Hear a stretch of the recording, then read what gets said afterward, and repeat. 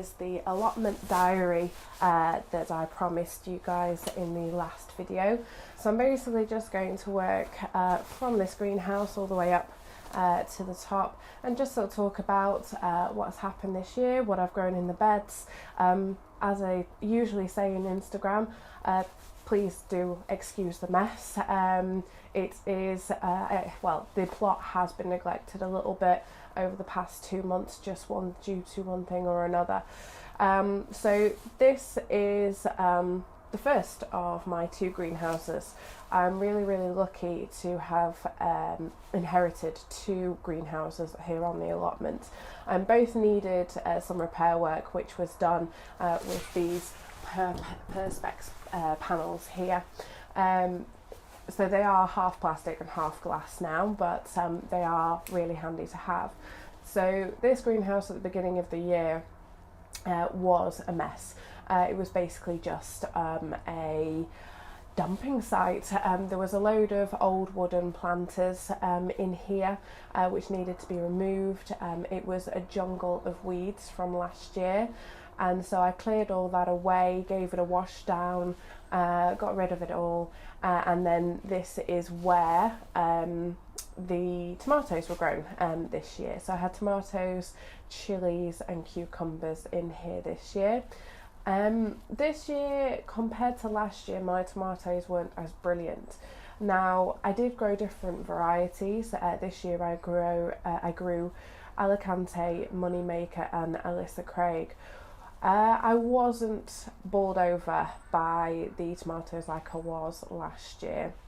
Now, I did grow different varieties from last year, so realistically speaking, one can't really compare 2 different varieties. They both perform very differently, but the summer was also a lot more volatile this year, where we had the drought in 2018, which did quite well for the tomatoes. To begin with, certainly, we didn't have the same sort of searing heats that we did. So I think it's very different growing seasons. So I don't really want to make too many comparisons at this stage. So this is the second of my 2 greenhouses. This last year was used to do everything, whether that was seedlings, tomatoes, chilies, anything and everything. It was grown in here because, as I just mentioned, the other one was a jungle. So this year, because I had the second one in use, this has largely become seedlings and propagation and a little bit of a potting shed for me, as you can see with my potting table here that we made out of a pallet and some reclaimed wood, which I was very proud of, that me and my husband did. So in here at the moment, I've just got some overwintering plants, to be honest. Some of the plants that are going to go into the wildlife section, which I have sort of discussed previously. Some rosemary cuttings down here and some strawberry runners as well. So this is sort of where I'd say I do most of my potting on and sowing of seeds and things like that. So here we are still at the bottom of the allotment. We have here a cherry tree and I believe also a rowan tree as well, which is where the bird feeders are. Now behind me are 2 or 3 beds which were completely covered last year. I didn't use them at all. This year I dug them over and used them for potatoes. I had Charlotte potatoes, King Edward potatoes, Juliet and another variety which escapes me now. I didn't find that the potato yields were as good this year as well.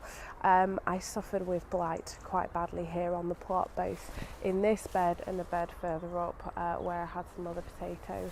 So it was a bit of a shame. In there at the moment, underneath the Enviromesh, I have quite a number of onion sets that I've been growing. It was a mixed pack of yellow, white and red onions from Sutton's, I believe. So I've put them in to overwinter like I did last year, which seemed to work out really well. I'm not too sure how these are going. There doesn't seem to be much in the way of life. The EnviroMesh is on there just to stop the pigeons from pulling them out of the soil, and as soon as the roots have sort of formed and there's growth there, I'll be able to take the EnviroMesh off and leave them to it.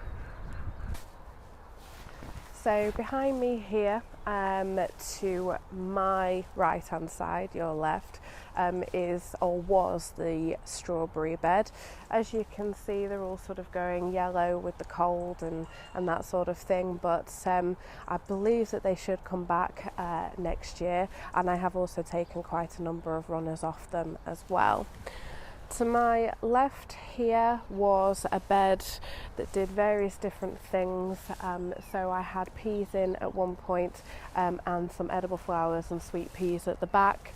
The edible flowers and the sweet peas did really, really well this year. It was the first year that I've been able to have any success with sweet peas, so I was really happy with that.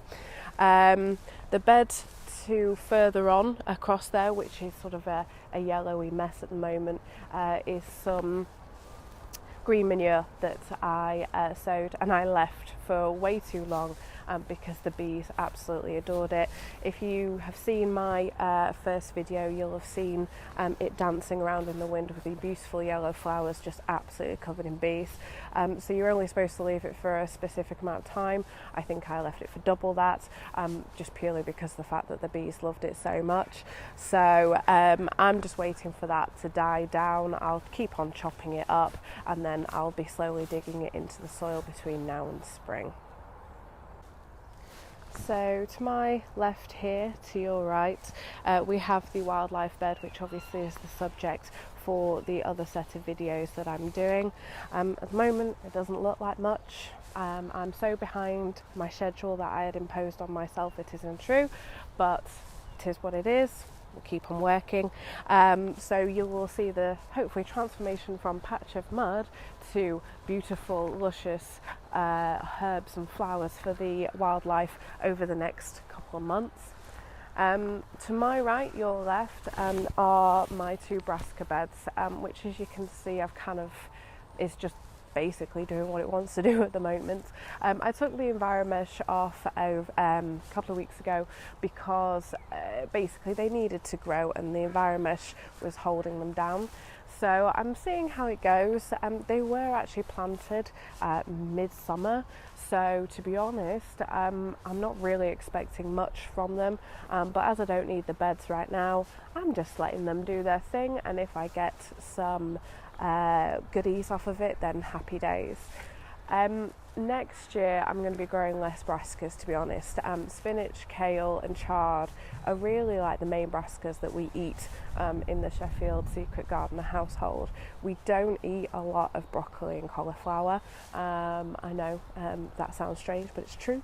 So I'm going to be focusing more on those types of brassicas, to be honest, than the brassicas that you see here, which, as I say, is the cauliflower and broccoli. And here at the top of the plot, I have some beds that I haven't used since summer. Basically, in this bed here that I'm standing on was garlic and onions. When I harvested them in June, I literally covered the bed over and then haven't really done anything with it since. I will be using this bed again next year, come spring. I haven't quite decided what for yet, but I will be using it. To my right here, I have some globe artichokes, which were here when I took on the plot. They're very mature plants indeed, so I'm just leaving them. And I don't like globe artichokes, but the flowers are pretty and the bees absolutely love them, so I grow them for them. Once a year, once they finish flowering, they just need chopping all down, cutting back, and then they grow back again the next year. So they seem to be happy, so that's me happy.